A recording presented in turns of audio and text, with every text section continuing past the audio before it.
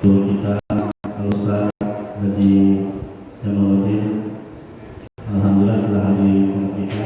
Nanti akan memberi tausiah pada malam ini.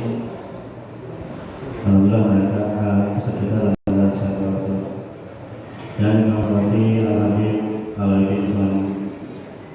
Alhamdulillah bisa hadir Pak Ketua Masjid kami, itu Bapak Adi Sabu Pengurus, dan kami hormati kawan-kawan yang telah hadir di dalam Alhamdulillah Sabu, ibu-ibu yang kami hormati. Alhamdulillah kami puji syukur kita panjatkan kepada Allah Subhanahu wa taala yang mana pada malam hari ini kita masih diberi kesempatan kesehatan dapat berkumpul di masjid dan juga pada pagi ini, yaitu sama-sama kita akan memperingati sebuah Muharram atau Muharram atau Hari Asyura. Salawat dan salam senantiasa tercurahkan kepada Nabi Muhammad SAW, kepada keluarga, sahabat, dan umat pengikut hingga zaman nanti. Semoga kita sama-sama dapat semangat di yang nanti. Amin. Baiklah, tertib acara kita pada malam ini. Yang pertama itu pembukaan, yang kedua sambutan ketua masjid, yang ketiga santunan anak-anak yatim, yang keempat ceramah agama, dan yang kelima penutup, yang keenam acara mengamu.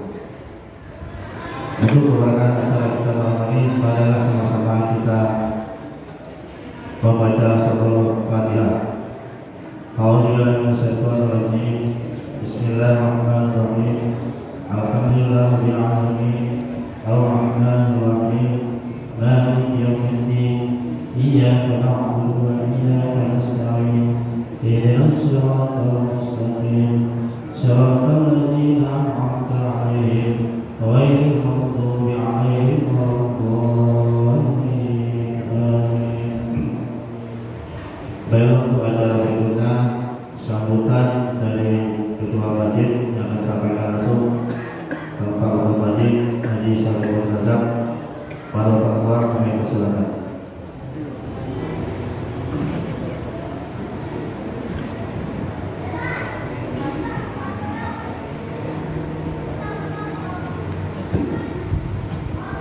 Assalamualaikum warahmatullahi wabarakatuh.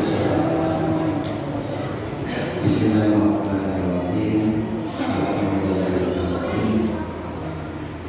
Wa bihi nasta'inu ala umuri din.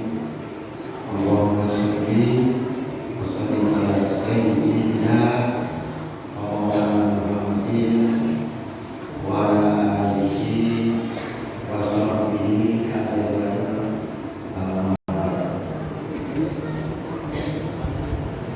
Yang sama-sama kita hormati guru kita Al-Mukarram Al-Bekas Haji Jamaluddin, alhamdulillah hadir di hadapan kita. Insya Allah akan menyampaikan tausiah peringatan Muharram pada malam ini. Yang saya hormati Bapak-bapak, ibu-ibu, para jemaah yang dimuliakan Allah, wabil khusus anak-anak kita, anak yatim piatu yang sama-sama kita cintai. Syukur alhamdulillah kita panjatkan kepada Allah Subhanahu wa taala atas nikmat-nikmat rahmat karunia Allah juara malam hari ini kita semua dalam keadaan sehat walafiat. Ini harus kita syukuri nikmat kesehatan dari Allah Subhanahu wa taala, walaupun kita saat ini dalam suasana pandemi COVID-19, tetapi Allah masih mencurahkan nikmat rahmat karunia-Nya kepada kita semua sehingga kita tetap dapat istiqomah melaksanakan ibadah kepada Allah Subhanahu wa taala. Mungkin ada di antara jemaah kita yang tidak bisa hadir karena sakit, kondisinya kurang sehat. Kita doakan agar saudara-saudara kita, para jemaah kita yang berkeadaan sakit, terkadang sakit maupun di rumah atau di rumah sakit, kita moga Allah sembuhkan segala penyakitnya, Allah angkat segala penyakitnya, Allah berikan kesembuhan kepada saudara kita yang sakit tersebut. Amin. Allahumma amin. Bapak, ibu-ibu, jemaah rahmatullah, malam ini kita memperingati 10 Muharram, hari Asyura. Sebenarnya malam tadi malam 10 Muharram, malamnya malam 11. Di dalam guru kita ini sempat ada acara khusus di pengajiannya dimundur sekali di malam, ya, tapi peringatnya tetap hari Asyura. Satu hal yang ingin saya sampaikan kepada para jemaah, para hadirin, berbahagialah kita yang hari ini berpuasa Asyura. Walaupun puasa Al-Quran, tapi pahalanya besar, menghapuskan dosa-dosa selama setahun yang lalu. Dengan puasa hari ini, jadi bapak-bapak ini, ibu-ibu, puasa Allah, alhamdulillah. Puasa Allah, alhamdulillah, besar pahala. Dihapus dosa setahun yang lalu. Besar puasa. Yang belum sempat puasa hari ini mungkin kurang sehat atau banyak teori, dia sempat puasa Ramadan. Puasa Ramadan deh, 10 orang kan lewat. Setelah puasa tahun itu pun kalau itu mending itu lagi saya tahu apa. Jadi kan kita tahu pesan kok itu masih kok pesannya. Asal ada 10 orang hari Asyura, mari kita berpuasa walaupun puasa sunat, tapi pahalanya ada di besar. Bapak-bapak, ibu, jemaah rahmatullah, itulah yang saya sampaikan. Cuman setiap peringatan hari besar Islam di Masjid Al-Badar ini ada kita berikan santunan kepada anak-anak yatim kita. Ini memang program khusus dari sejak dari dulu sampai sekarang ini dari perintah saingan agama kita atau sanjawan itu ngajarnya santuni anak yatim, santuni pula fakir miskin, padu apa para janda-janda, kata guru kita bukan jamaah karena umat. Jadi saya pun kadang-kadang menyantuni para janda. Nang tua nang muda diberi di malam Februari, insya Allah yang akan datang. Itu aja Bapak Ibu, terima kasih. Moga-moga kita dapat mendengar siraman rohani tausiah malam ini dan kita. Terima kasih. Wassalamualaikum warahmatullahi wabarakatuh. Waalaikumsalam warahmatullahi wabarakatuh. Terima kasih Bapak Ketua yang telah menyampaikan sambutannya. Untuk acara selanjutnya yaitu santunan anak yatim.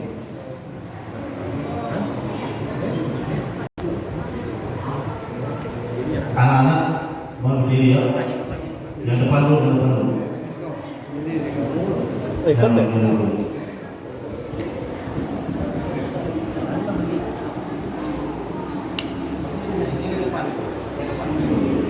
Ya. Yang pertama saya sampaikan guru kita, aku pengen luka, lihat Kopi dibuka. Pegang kopi aja jangan.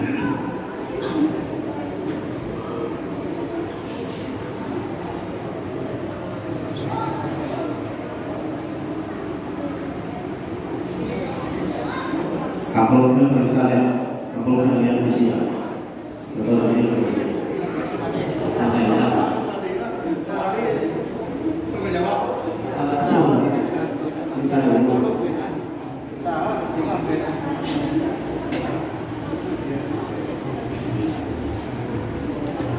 Oh, kita lihat.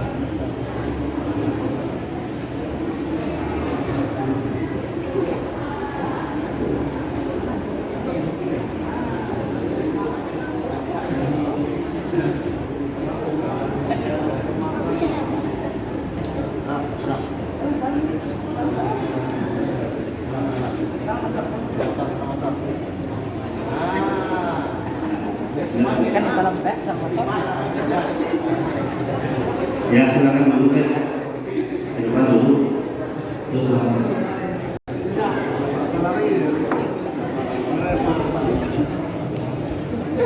Yang kedua kita akan panel ini Pak panel santunan tuh ngeremon juga.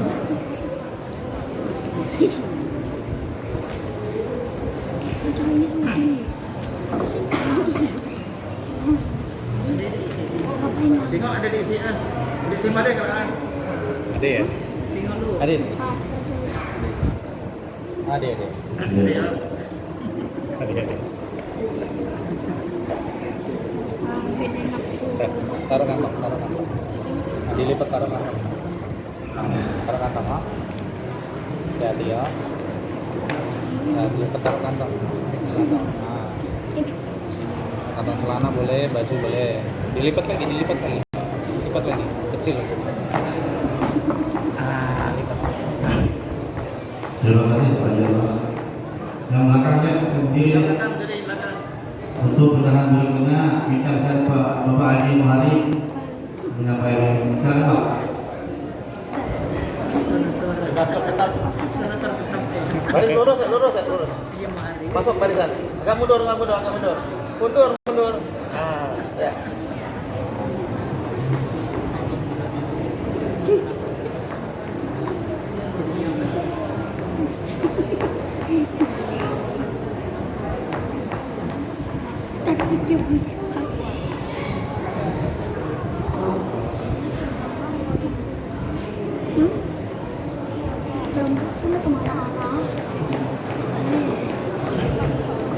Terima kasih.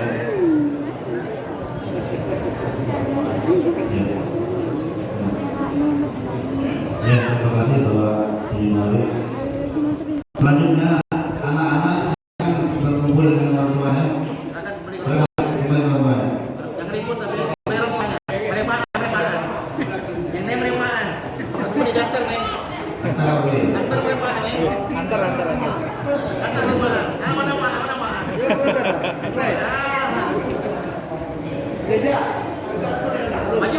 Maju.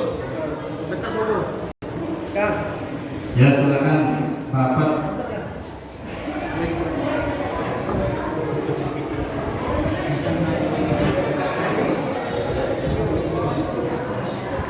Baiklah untuk acara puncak kita pada malam hari ini peringatan 10 Muharram atau Hari Asyura, kita akan sama-sama dengarkan ceramah agama dari guru kita yaitu Haji Ustaz Jamaluddin. Kepada Bapak Ustaz kami persilakan.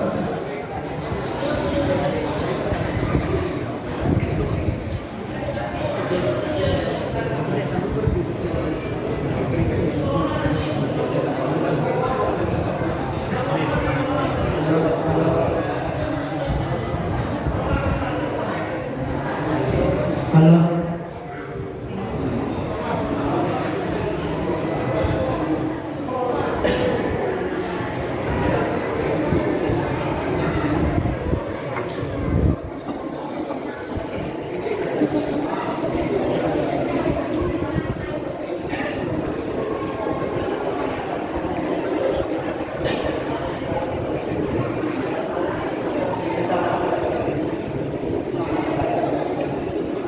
Ya, kita langsung mulai ya.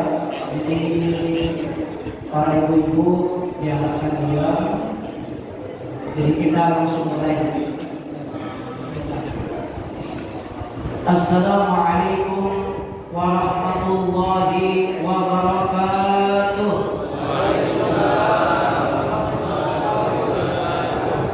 Alhamdulillah.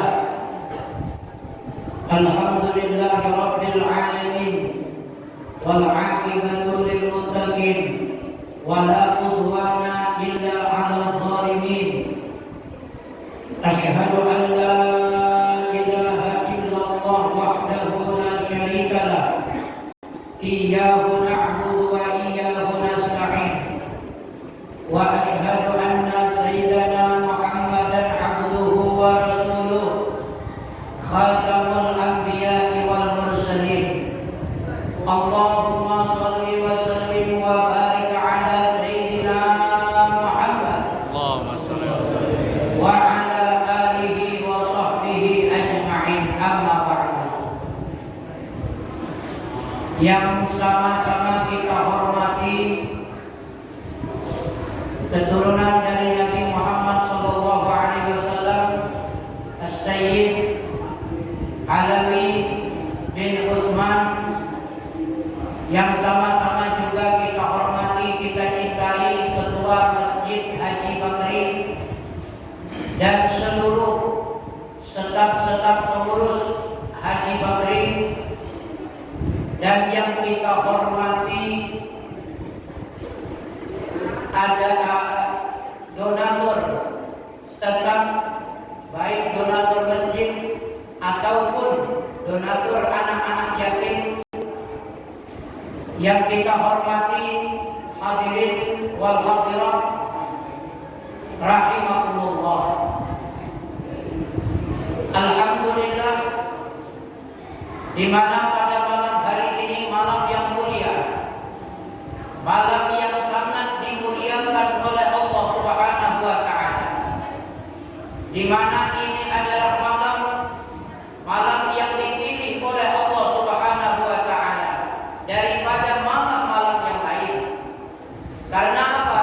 Karena pada malam ini yang disebut adalah Sayyidul Ayyam, pemimpin daripada hari adalah hari Jumat.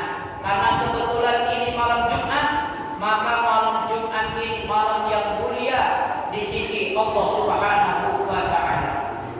Kita pada malam hari ini berkumpul di Masjid Haji Bakri tidak ada lain, kita ingin memperingati acara Asyura atau yang lebih kita kenal dengan 10 Muharram, yang dimana Allah Subhanahu wa taala sangat memuliakan Muharram tersebut, sehingga kita pun sebagai umatnya Nabi Muhammad ikut memuliakan malam ini. Mudah-mudahan Allah Subhanahu wa taala memuliakan kita dengan sebab memuliakan apa yang telah dimuliakan oleh Allah Subhanahu wa taala.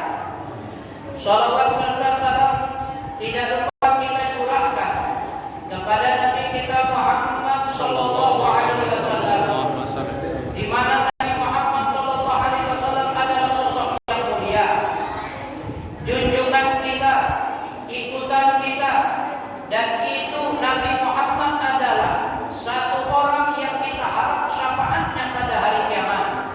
Mudah-mudahan Allah Subhanahu wa taala menjadikan kita sebagai umat Nabi Muhammad.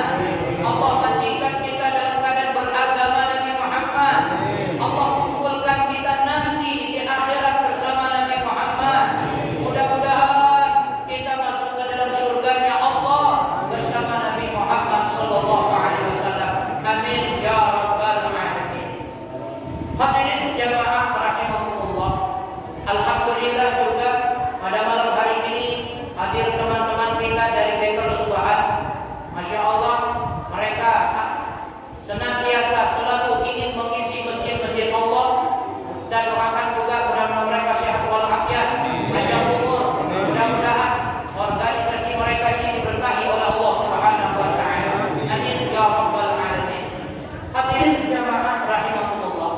Syekh Nasr bin Muhammad bin Ahmad bin Ibrahim As-Samarqandi menyatakan, kata beliau mengenai Asyura itu ada 3 pendapat para ulama. Menurut pendapat Siti Aisyah, Asyura itu adalah 9 Muharram. Menurut pandangan Siti Aisyah, bahwa 9 Muharram itu hari Asyura. Bahkan ada lagi sebahagian ulama, tapi ini sedikit ulama menyatakan 10 Muharram hari Asyura itu adalah 11 Muharram. Tetapi kaul yang terkuat kebanyakan para ulama Asyura itu adalah 10 Muharram. Karena apa kita diperintahkan untuk memperingati Asyura ini? Ternyata Asyura ini adalah satu keistimewaan yang Allah berikan kepada nabi-nabi yang lain. Ini hari istimewa. Sehingga Rasulullah SAW ditanya oleh sahabatnya. Katanya, ya Rasulullah, apakah betul Asyura itu dimuliakan Allah dibanding dengan hari-hari yang lain? Apakah betul hari Asyura itu hari yang agung di sisi Allah dibanding dengan hari-hari yang lain? Maka Rasulullah SAW menjawab, na'am, betul. Kenapa? Sebab karena hari Asyura itu Allah menciptakan langit dan bumi. Hari Asyura juga Allah menciptakan gunung. Hari Asyura juga Allah menciptakan lautan. Hari Asyura juga Allah menciptakan laut dan kolam. Lauhul Mahfuz Allah ciptakan hari Asyura. Dan Allah ciptakan juga surga dan neraka hari Asyura. Allah ciptakan orang masuk ke dalam surga itu pun hari Asyura. Allah ciptakan Nabi Adam dan Siti Hawa itu juga terjadi di hari Asyura. Allah lahirkan Nabi Isa, Nabi Ibrahim juga hari Asyura. Allah selamatkan Nabi Ibrahim, Allah selamatkan Nabi Musa, itu juga hari Asyura. Allah selamatkan Nabi Nuh ketika berlabuhnya kapal di Bukit Judi, itu pun terjadinya di hari Asyura. Maka hari Asyura itu hari yang istimewa. Maka oleh karena itulah orang-orang terdahulu dari semenjak Nabi Adam, Nabi Idris sampai kepada Nabi Isa alaihissalam, mereka itu setiap 10 Asyura semua mereka melakukan puasa. Semua mereka. Sehingga sampai itu menjadi budaya dan tradisi bagi orang-orang kafir Quraisy, orang-orang jahiliyah dari masa Nabi Ismail sampai kepada Nabi Muhammad SAW, maka mereka tetap berpuasa di hari Asyura. Nah, inilah menunjukkan bahwa Asyura itu punya kedudukan yang istimewa di hadapan Allah Subhanahu wa ta'ala. Hadirin jamaah rahimakumullah. Apa yang mesti kita lakukan di hari Asyura? Para ulama menyatakan, tadi sudah disinggung oleh ketua kita, di hari Asyura itu yang mesti kita lakukan pertama adalah puasa. Kalau bisa, kata beliau tadi, hari tadi puasa mestinya. Tadi jamaah di sini pada puasa tidak? Alhamdulillah. Ibu, tadi pada puasa ibu? Kalangan, Pak. Dia pakai nyawan tidak puasa. Kalangan. Yang tua-tua nyawan berarti ketahuan dia puasa. Hah? Ciri saya yang dia puasa, tadi puasa dari ibu-ibu, asalnya macam naik dia puasa. Oh, betul, tahu. Berarti dia puasa. Nyamalu? Nah, jadi itu kenapa kita dianjurkan untuk berpuasa di hari Asyura? Lihat, ada sebuah sejarah yang diriwayatkan oleh Siti Aisyah radhiyallahu anha. Apa kata Siti Aisyah? Kana fil jahiliyah min Bani Quraisy. Orang-orang jahiliyah Bani Quraisy dari mulai dulu sampai sebelum diwajibkannya Ramadan, kata Siti Aisyah, maka mereka berpuasa di hari Asyura. Maka kemudian Nabi menyatakan, kata Nabi, aku pun dulu sebelum datangnya wajib Ramadan, maka aku pun berpuasa Asyura. Nabi itu puasa Asyura semenjak kecil sudah. Jadi setiap Nabi di kota Mekah itu Nabi tetap berpuasa dalam Asyura. Ketika 10 Muharram Nabi puasa, 10 Muharram Nabi puasa. Nah kemudian kata beliau, inni kuntu umirtu bi shaumi Asyura. Kata Nabi, aku diperintah Allah untuk berpuasa Asyura. Faman syaa shoma wa man syaa taraka. Ini riwayat Imam Bukhari. Apa kata Nabi? Siapa yang ingin berpuasa, silakan. Siapa yang tidak mau berpuasa, ya juga silakan, kata Nabi. Artinya walaupun bagiku menjadi wajib puasa, tetapi bagi umatku tidak diwajibkan oleh Nabi Muhammad Sallallahu Alaihi Wasallam. Jadi bagi yang puasa di hari Asyura, hari tadi puasa, ini adalah nikmatun min ni'amillah. Ini salah satu nikmat yang diberikan oleh Allah Subhanahu wa taala kepada kita. Gimana tidak, Bu? Bu, gimana tidak besarnya pahala orang puasa? Dalam satu riwayat Nabi menyatakan, siapa yang man shoma yauma Asyura, siapa yang puasa hari 10 minal Muharram, di bulan Muharram, siapa yang puasa di hari 10 bulan Muharram, kata Nabi, maka Allah Subhanahu wa taala akan memberikan dia pahala 10.000 pahala para malaikat. Dan siapa yang berpuasa di hari Asyura 10 Muharram, maka Allah Subhanahu wa taala akan memberikan pahala 10.000 orang berangkat haji dan umrah. Dan siapa yang berpuasa, kata Nabi, 10 Muharram tadi, maka Allah Subhanahu wa taala akan memberikan pahala 10.000 orang mati syahid. Ini yang dijelaskan oleh Al-Imam Az-Zahabi di dalam kitab beliau Al-Mizan. Jadi di sini pentingnya kita kalau bisa untuk tahun depan kita tandai, bila sudah sampai bulan Muharram, tandai itu 10 Muharram. Siapkan diri kita untuk berpuasa. Kenapa? Karena pahalanya sangat besar di sisi Allah Subhanahu wa taala. Bahkan tadi dikatakan dalam riwayat dan hadis, siapa yang berpuasa hari Asyura, maka Allah akan ampuni dosa-dosanya yang sebelumnya 1 tahun. Dalam riwayat lain 2 tahun sebelumnya. Bahkan Allah ampuni dosanya 1 tahun ke depan. Dan ada riwayat lain 2 tahun ke depan. Ini fadilah keutamaan bagi orang yang puasa di hari Asyura. Jadi oleh karena itu, di tahun yang akan datang, tolong, kalau kita ingin menjadi umat Nabi Muhammad, kita ingin menjadi umat yang diridhoi oleh Allah Subhanahu wa taala, ketika masuk tahun baru Islam, yang utama kita catat adalah kapan 10 Muharramnya. Kita catat di kalender kita catat di HP kita, agar kita tahun depan tidak melupakan puasa 10 Muharram. Kira-kira jelas? Jelas?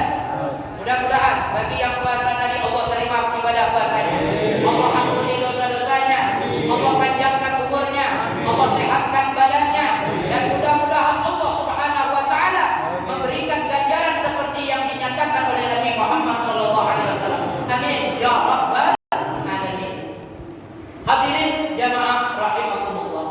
Apa amalan berikutnya di 10 Muharram? Nabi menyatakan adalah amalan berikutnya di 10 Muharram, kita mengajak orang berbuka puasa. Kebetulan umpamanya kita ke depan 10 Muharram kita umumkan kepada masyarakat siapa yang mau berbuka, kita berbuka di masjid. Nah, siapa yang mendoakan orang yang berbuka puasa 10 Muharram, apa kata Nabi? Maka dia akan diberi pahala seperti memberi makan seluruh umat Nabi Muhammad SAW sampai kenyang. Nah, pertanyaan, mampu tidak kita memberi makan seluruh umat Nabi Muhammad? Molor lidah kita, dia mampu. Dari mana ada duit? Sekaya-kaya orang dia mampu memberi makan seluruh umat Nabi Muhammad.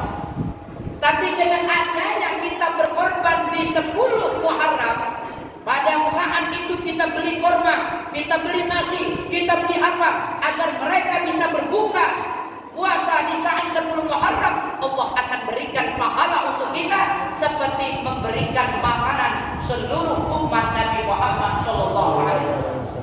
Ini amaliyah yang kedua. Amaliyah yang ketiga, supaya kita bisa semangat nanti di tahun akan datang, ya tahun Islam akan datang, kita semangat apa yang ketiga? Tausi'atu 'alal iyal. Apa itu tausi'atu 'alal iyal? Membuat gembira keluarga kita. Pas 10 Muharram tadi pagi kita datangi istri kita. Dek, sekarang ini 10 Muharram. Berikan duit kepada istri kita. Tidak usah banyak-banyak, 10 juta cukup. Amin. Senang tak? Pak Ustaz ngamal dia juga. Karena sebabnya belum pernah sejarah setua apapun orang, sesakit apa orang itu pantang nerima duit itu mati. Semua mereka nerima semua. Tapi kalau orang sakit diberi makan apa namanya? Dikasih rendang daging, darah tinggi. Dikasih udang, darah tinggi. Dikasih yang lain, kolesterol. Kasih ini, kolesterol. Kasih salak, dia begigi. Tapi kalau dikasih duit, ada yang terima. Hah? Nunjuk tangan. Orang ini jadi terima. Dan tahu olehnya itu kayak Allah lagi terima. Yang masalah duit, apalagi bini kita. 10 Muharram kita lenyapkan duitnya, nedek. Ingin mengembirakan ke hari 10 Muharram, berikan. Untuk apa nih bang? Untuk belanja bebas. Itu. Cuma satu catatan deh, ada apa? Izinkan ku kawin lagi.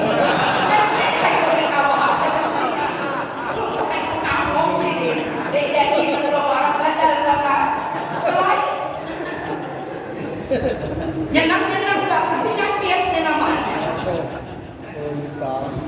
Tausi'atu 'alal iyal, bantu keluarga kita. Oh Pak Ustaz, bisa dengan cara yang lain. Pada malam buka bersama kita tanya istri kita, Dek, untuk malam ini kita buka tidak usah masak. Kita cukup buka kurma. Macam mana? Habis maghrib kita akan berangkat makan kita di restoran. Kemana? Pagi sore. Jangan pecah lele. Pagi sore. Masuk di pagi sore. Selesai makan apa segala macam, lah selesai. Nah, Dek, untuk sementara Ki bayar dulu. Gimana? Udah mau duit, Ki bayar. Kata bini sial sari. Mana lah ngurusnya? Bukan nyenang keluarga, macamnya dapat sial bukan kata bini. Makanya ke depan kalau kita punya keluarga, ayo apa yang harus kita lakukan terhadap istri kita, terhadap anak kita, membuat gembira terhadap anak kita. Allah Subhanahu wa taala apa kata Nabi? Akan memberikan kesenangan, Allah akan memberikan kelapangan, Allah memberikan kebahagiaan, Allah memberikan kita keselamatan di dalam keluarga kita kata Nabi dalam 1 tahun. Seandainya kita bisa tausi'atu 'alal iyal, membahagiakan keluarga di saat bulan Muharram, terutama apa tadi? 10 Muharram. Luar biasa kira-kira. Benar? Bobo, suara malam itu. Laki baik macam nenek ada lagi. Oke, yang laki baik macam nenek ada lagi. Ada Ada Pak Ustaz, tapi setengah matanya raya. Yang adanya ke katanya dia. Ya, Masya Allah, Alhamdulillah ya Allah. Mudah-mudahan ya kita semua dapat berkah. Insyaallah keluarga kita bahagia semua. Amin. Ya kan? Bahkan diceritakan dalam kitab dan riwayat Nabi Shallallahu Alaihi Wasallam, siapa yang memberikan nafkah kepada keluarganya, dia bekerja hanya tujuan tidak lain ingin memberikan nafkah kepada keluarganya, Allah akan memberikan dia pahala seperti orang jihad fisabilillah. Kalau dia meninggal dunia, maka orang itu akan digolongkan mati syahid. Kenapa? Karena dia setelah berusaha ingin membahagiakan anak dan istrinya di rumah. Masya Allah. Segar dah? Hadisnya hafalkan di kelak ceramah dedek lagi. Membahagiakan istri itu ternyata fisabilillah. Kata lagi apa orang bersama ini? Banyak orang banget. Banyak. Kadang-kadang rasa pun beli kasur gini duitnya. Apa yang lain? Rupanya anak mana ada duit pun orang miskin kata lagi. Oh memang pun tak bisa sadar yang cuma aku salah pilih dulu. Nama salah pilih anak kita 10 apa? Nah, kita kembali yang ketiga itu amalia. Yang keempat apa kata Nabi? Amalia yang harus kita lakukan di 10 Muharram adalah menyantuni anak yatim. Apa yang kita kerjakan tadi itu salah satu bentuk yang disuruh oleh Nabi kita Muhammad Sallallahu Alaihi Wasallam. Apa kata Nabi? Man masaha ala raksi yatimin yauma Asyura. Siapa yang menyapu kepala anak yatim di hari Asyura, rafa'allahu lahu fi kulli sya'ratin darajatan. Maka Allah akan angkatkan setiap rambut yang ada di kepala anak tersebut 1 derajat. Tapi kita harus nyapu. Cuma nyapu tadi, dia banyak kata orang. Maksudku yang lain berangkat dia nyapu. Nah, biar banyak pahala. Nah, Pak Ketua tadi, kata Pak Ketuanya paham. Cuma gue heran yang paling kecil ini lama. Dia nyapu.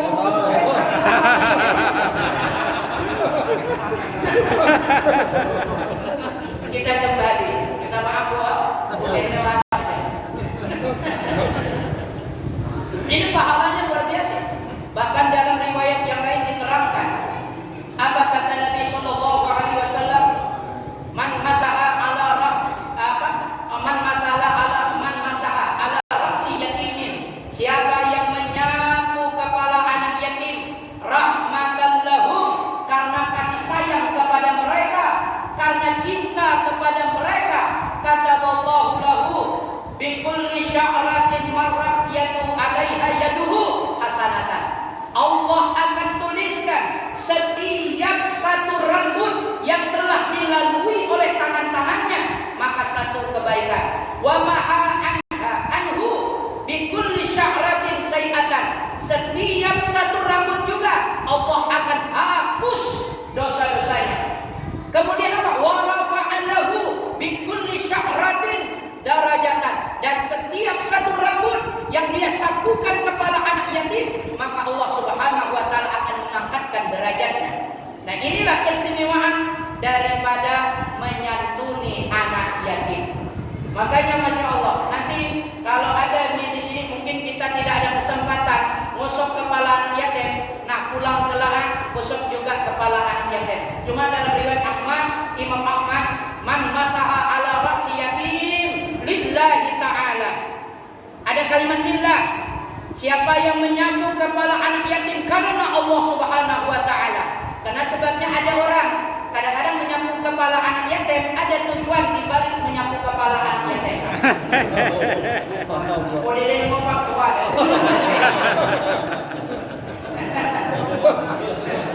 Terus tidak. Memang kasih sayang kita sama anak yatim, memang kita peduli kepada anak yatim, usapkan kepala anak yatim, usapkan kepalanya. Cuma ingat, usap kepala anak yatim beri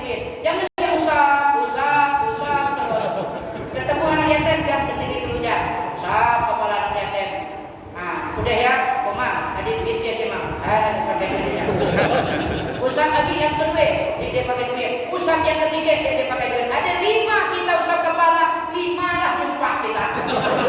Sial lamanya.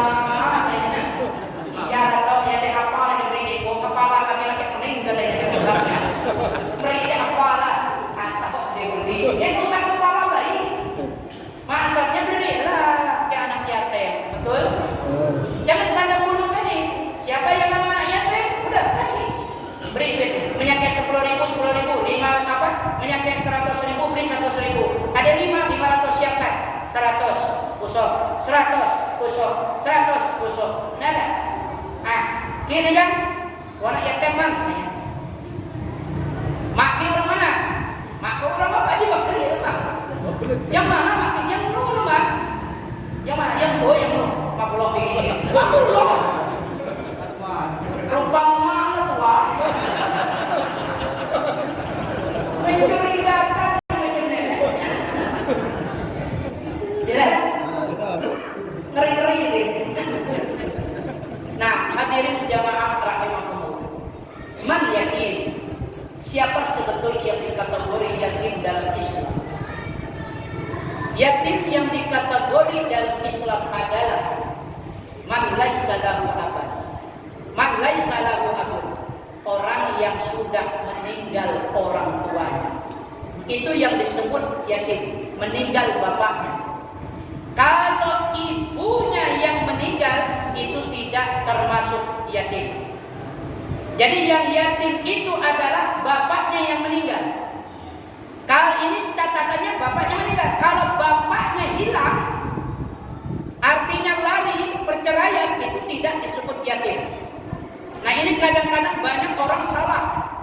Ketika terjadi perceraian, bapaknya belum meninggal, datang-datang bawa ke orang santunan anak yatim. Anak punya anak yatim lah, hati-hati. Karena ini ada ancaman dalam Al-Quran. Innal ladzina ya'kuluna amwalal yatama zulman. Siapa yang memakan, kata Allah, harta anak yatim secara zalim, innama ya'kuluna fi butunihim nara wa sayaslawna sa'ira. Siapa yang melakukan demikian, dia bukan yatim, tapi dia memaksa diri ingin menjadi yatim. Dia bukan yatim, tapi dia memaksakan diri ingin menjadi golongan yatim agar mendapat santunan dari yatim. Apa yang terjadi? Berarti ini orang berbuat zalim terhadap harta anak yatim. Kenapa? Menyalahgunakan harta anak yatim. Apa kata Allah? Innama ya'kuluna fi butunihim nara. Sama kata Nabi, kata Allah, ini orang memasukkan ke dalam perutnya api neraka. Wa sayaslawna sa'ira, dan dia akan masuk ke dalam neraka. Na'udzubillah. Hati-hati Bu. Kita memang peduli sama anak yatim, tapi kalau kita bukan anak kita bukan anak yatim, tolong jangan masukkan mereka dalam daftar yatim. Makanya di sini ada beberapa pengurus masjid, tolong diperhatikan. Kenapa? Kadang-kadang kita suka sebut di kotak amal ini apa amal anak yatim. Jadi untuk ke depan kita tulis di situ anak yatim, piatu dan duafa. Kenapa? Sebab karena kadang-kadang kita tidak tahu ada anak itu tah yatim atau tidak, kita tidak paham. Betul? Jadi akhirnya kita dengan secara tidak langsung menolong mereka untuk memakan harta anak yatim. Jadi kita bikin aja di kotak amalnya atau apa, ini khusus apa, ini sumbangan untuk anak yatim piatu dan duafa. Kenapa harus diiringi seperti itu? Kadang-kadang ibunya sudah meninggal, anak ini dianggap orang anak yatim. Padahal itu tidak yatim. Kalau ibunya meninggal, bukan suaminya, bukan bapaknya. Tapi kalau bapaknya meninggal, anak ini yatim. Dan kemudian yang kedua dalam Al-Quran diceritakan, yatim itu seperti beras. Sampai mana ukurannya? Hatta yablugha asyuddah. Anak yatim itu ada batas umurnya. Kapan umurnya? Sampai dia dewasa, sampai dia baligh. Kalau dia sudah di atas baligh, dia tidak lagi termasuk yatim. Perlu digarisbawahi, kalau dia sudah di atas baligh, dia tidak termasuk lagi Yatim. Yatim itu di bawah balik. Di yatim itu di bawah balik. Apakah itu laki-laki atau itu perempuan? Karena ini banyak kasus anaknya sudah SMA masih yatim juga. Kata anak yatimnya mah ke sekolah apa aja? SMA kelas 1. Kelas 1 SMA itu berapa umurnya? Berapa belas? 16. Hah? 16 tahun. Dia bisa nerima. Paham? Dia bisa nerima lagi kalau anak yatim sudah di atas balik. Itu bukan yatim. Makanya untuk solusi itu tidak terjadi, biar mereka tidak kecewa dapat jatah, kita tulis seperti tadi Pak Ketua. Ini bantuan anak yatim, piatu dan duafa. Jadi mereka itu tetap dapat karena mereka itu memang orang-orang mampu. Tidak kita bantu mereka sudah datang ke masjid, betul tak? Misal kejam, kena galer aja, dapat aja. Dia pacak dak mang. Rupa mak namo. Nah banyak kejadian kita susah jadi pengurus masjid. Karena mereka tidak mengerti anak yatim seperti siapa, seperti apa. Mereka kurang paham. Makanya bikin itu kas ataupun mau sumbangan segala macamnya, yatim, anak yatim, piatu dan duafa. Nah itu kena mereka. Itu semuanya mereka dapat dan kita tidak melakukan kezoliman di dalam hal tersebut. Hadirin jamaah rahimakumullah. Maka oleh karena itulah kita di saat-saat seperti tadi kita sudah menyantuni begitu besarnya santunan kita terhadap anak yatim yang membuat hati mereka gembira, membuat hati mereka suka ketika mendapat santunan kita, maka disitulah Allah Ta'ala akan menurunkan rahmat kepada kita. Sehingga diceritakan ada seorang sahabat mengeluh, "Ya Rasulullah, aku ini keras hatinya ya Rasulullah. Artinya kita tidak bisa ibadah malas, baca Quran malas, apa malas karena hatiku sudah mati ya Rasulullah. Hatiku sudah keras ya Rasulullah. Berikan aku amalia supaya hatiku bisa lembut ya Rasulullah." Apa jawab Nabi Muhammad? Kalau ingin hatimu lembut, ingin ya Rasulullah, maka usapkanlah kepala anak yatim dan wa at'imhu, berikanlah makanan untuk mereka. Kita tidak bisa beli beli kue, dia bisa beli duit, belikan kue untuk mereka. Nejak kue usap kepala anak yatim. Begitu terus, paham? Makanya kadang-kadang mereka tuh yang kita bingungnya budak-budaknya. Kita panggil anak-anak tukang tua, jangan, lu. Ada apa toh? Katanya, kia anak yatim jangan. Pak gede deh, Pak Wade toh katanya. Lainnya Pak gede katanya. Sorong kue. Panggil lagi, ke anak yatim kabar. Pak Kolah meninggal. Berapa tahun Pak meninggal? 3 tahun. Mak tu lagi hidup lagi. Berapa umur mak? Umur 13.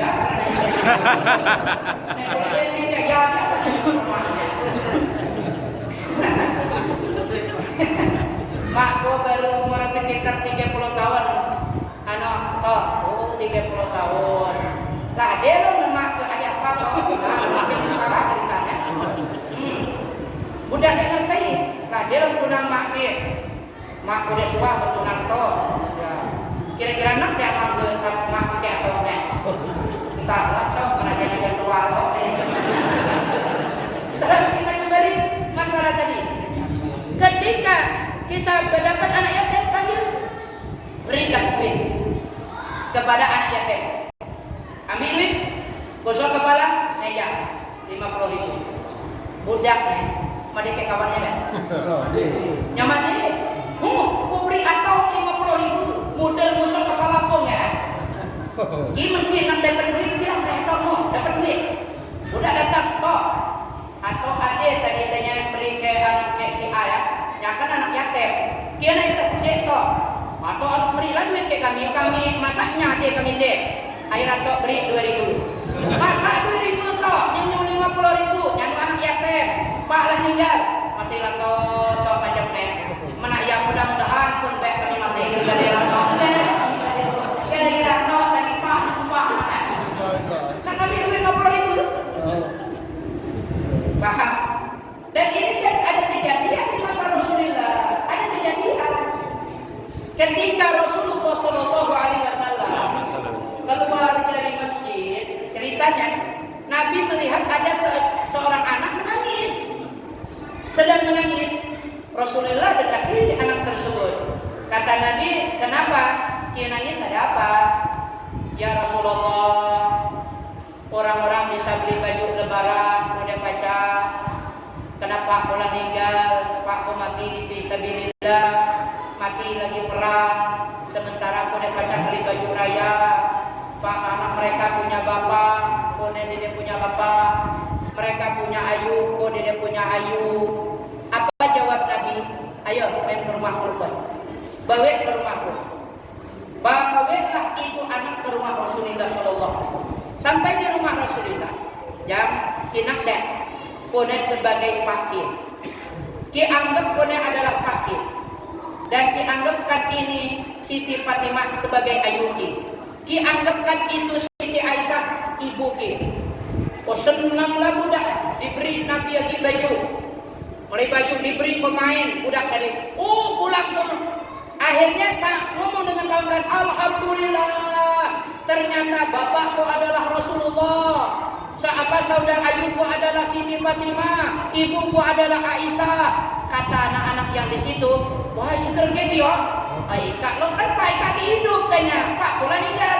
Mudah-mudahan Pak kami makai dari katanya, biar kami bisa jadi anaknya Rasulullah Sallallahu Alaihi Wasallam. Anak-anak kita sudah rindu ingin menjadi anak angkatnya Nabi Muhammad Sallallahu Alaihi Wasallam. Hadirin jamaah rahmatullah, itu diantara amalia yang Allah perintahkan kepada kita lewat lisannya Nabi Muhammad Sallallahu Alaihi Wasallam bila mana sudah terjadi di Asyura. Amalkan apa yang pertama? Puasa. Kemudian yang kedua? Mengajak orang buka bersama. Yang ketiga? Membahagiakan keluarga. Yang keempat? Menyantuni anak yatim. Nah kemudian sebagai penutup kajian kita, nah ada yang kelima ini perkataan ulama, ini tidak ada sumber hadisnya, tapi ini adalah maqalah dari ulama. Kita membaca hasbunallah wa ni'mal wakil, ni'mal maula wa ni'mal nasir sebanyak 70 kali. Itu dibaca malam Asyura, malam 10, yang paling afdol dibaca ba'dal maghrib. Antara maghrib dengan isya itu paling afdol dibaca. Hasbunallah wa ni'mal wakil, ni'mal maula wa ni'mal nasir. Sehingga siapa yang membaca ini, maka Allah akan jaga dia dalam 1 tahun. Siapa yang mengamalkan ini, maka Allah akan memberikan rezeki kepada dia dalam 1 tahun dengan dimudahkan Allah. Siapa yang mengamalkan ini, Allah jadikan keluarganya bahagia dalam 1 tahun. Jadi hasbunallah wa ni'mal wakil, ni'mal maula wa ni'mal nasir. Itu ba'dul ulama menyatakan. Ini bukan sumber hadis, ini adalah anjuran dari para ulama dan ini diamalkan oleh ulama-ulama kita Indonesia. Jadi silakan, ini mau diamalkan ya silakan, tidak ya silakan. Karena ini perkaranya bukan perkara wajib tidak. Nah kemudian untuk sebagai penutup kita ada sebuah cerita. Dulu ada seorang wanita, dia memiliki anaknya banyak tapi suaminya meninggal. Ternyata ini wanita adalah masih keturunan dari Nabi Muhammad SAW. Jadi dia banyak anak, dia menangis. Akhirnya kenapa dia menangis? Karena anak-anaknya tidak makan beberapa hari sudah. Akhirnya anak-anaknya ini dibawa ke masjid, dititipkan di masjid. Ini orang tua datang ke rumah orang. Ini ibunya datang ke rumah orang-orang kaya dari muslimin. Diketok pintunya. Katanya, Pak Haji, biasa kita ini berapa ya? Pak Haji, ada apa? Ini kone anak pola berapa hari dia makan. Kau minta bantu Pak Haji. Kone termasuk keturunan Nabi Muhammad SAW. Apa kata Pak Haji ini? Kalau keturunan Nabi, mana buktinya? Mana nasabnya? Begitu dia tegaskan. Akhir kecewa, dia dapat apa? Dia nak bantu. Berangkat lagi, ketemu ke orang Yahudi orang Majusi. Orang Majusi penyembah api masuk ke rumah orang Majusi. Kata orang Majusi, ada apa nih? Tolong tanya aku anak pola berapa ekor di masjid sekarang, lapar anakku. Kone keturunan Nabi Muhammad, cucunya Nabi Muhammad, anak-anakku juga cucu Nabi Muhammad. Jadi mereka lah berapa hari dan makan kelapar. Jadi akhirnya orang Majusi tadi ngomong. Kata orang Majusi, ngomong ke bininya, coba lihat benar ada anaknya di sana. Dilihat betul anaknya. Akhirnya dibawa seluruh anaknya sama ibunya ke rumah. Diberi makan sekenyang-kenyangnya. Setelah makan malam itu mimpi orang Muslim tadi. Malam tadi mimpi orang Muslim. Ketika dalam mimpinya dia berada seolah-olah sudah terjadi kiamat. Nah, dia datang kepada Nabi Muhammad SAW. Nabi Muhammad kan punya bendera. Dia datang kepada Nabi Muhammad. Kemudian ditanya Nabi, apakah engkau Muslim? Muslim, ya Rasulullah. Aku Muslim. Mana bukti engkau sebagai orang Muslim? Dia bingung jawab. Nah, begitu juga yang datang kemarin keturunanku. Kenapa kita tidak peduli? Kenapa kita tidak menghargainya? Maka Nabi Muhammad SAW menyatakan, kalau kita tolong mereka tadi, maka lihat ke istana. Nabi perlihatkan oleh Nabi istana tersebut. Dia melihat istana orang tadi begitu megah, luar biasa di dalam surga. Kemudian ini orang bangun dari tidur, langsung mencari di mana itu perempuan bersama anak-anaknya. Dicari di kota tadi. Akhirnya ditunjukkan orang itu perempuan ada di rumah orang Majusi. Nah, sampai di rumah orang Majusi, ini orang Majusi ditawar oleh laki-laki tadi, Pak, tolong lepaskan ibu sama anak-anak itu. Tolong berikan kepada kami. Kenapa? Kalau Bapak beri, maka kami akan kasih ini 10.000 dinar. 10.000 dinar. Zaman itu ibarat kita ada 100 juta. Kalau kita lepasnya 100 juta. Apa kata orang Majusi? Ada apa kita minta lepas? Ini tanggung jawabku. Tidak. Karena aku juga pemimpi malam tadi, ini jatahku. Kalau aku bantu mereka, aku akan dapat mahli guys, mendapat istana yang hebat di dalam surga. Apa kata orang Majusi? Maaf bro. Orang Majusi tahu, maaf bro. Gaul orang Majusi. Maaf bro. Malam tadi juga pemimpi. Malam tadi pemimpi kedatangan Nabi Muhammad SAW. Dan Nabi merasa terima kasih kepada kami. Karena kami telah membantu zuriat beliau.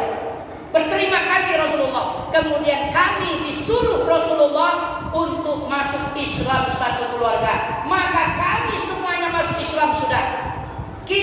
Jatah yang diberikan Allah, Nabi sudah bicara kepada kami. Itu buat kami sekeluarga. Nangis orang Muslim tadi. Nyesel. Pokoknya mulai detik sekarang, maaf, tidak akan kami kasih ini orang, karena inilah yang telah menyelamatkan kami daripada kemurkaan Allah Subhanahu wa taala. Ini barokah kita membantu anak-anak yatim. Apalagi itu anak yatim masih berbau dengan keturunan Nabi Muhammad sallallahu alaihi wasallam. Mudah-mudahan Allah Subhanahu wa taala memberikan sehat wal afiat bagi kita, dan mudah-mudahan Allah panjangkan umur kita. Mudah-mudahan Allah Subhanahu wa taala jadikan anak-anak kita yang tadi menjadi anak yang saleh dan salehah, menjadi anak yang berguna bagi nusa dan bangsa. Mudah-mudahan anak kita menjadi pendakwah Islam. Mudah-mudahan anak kita menjadi penerus para ulama-ulama kita di masa akan datang. Dan mudah-mudahan kita semua Allah Subhanahu wa taala angkatkan musibah, terutama